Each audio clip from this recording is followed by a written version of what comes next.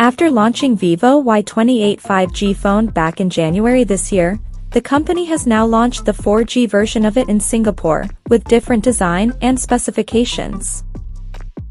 Now let's have a look at the specifications of the Vivo Y28 4G smartphone. The Vivo Y28 4G features a tall 6.68-inch HD Plus display, with up to 90 Hz refresh rate, and up to 1000 nits of peak brightness support. The phone is powered by MediaTek Helio G85 chipset, paired with Mali G52 MC2 GPU.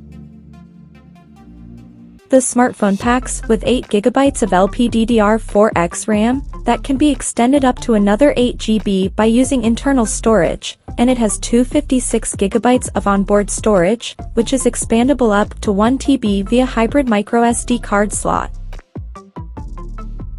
As per the optics, the Vivo Y28 4G sports a dual camera setup on the rear that includes a 50-megapixel main camera with f1.8 aperture and a 2-megapixel depth sensor with f2.4 aperture.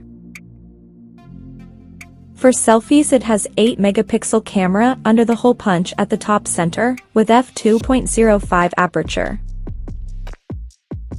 The device comes equipped by a massive 6000 mAh battery, with 44 watts flash charging support, and it runs on Android 14 out of the box, with FunTouch OS 14 skin on top. Additionally, the smartphone features a side-mounted fingerprint sensor for authentication, and it is IP64 certified for dust and splash resistance, and it also includes dual stereo speakers for immersive audio experience. The connectivity option on the phone includes 4G, dual-band Wi-Fi, Bluetooth 5.0, GPS, FM radio, 3.5mm headphone jack, and a Type-C charging port.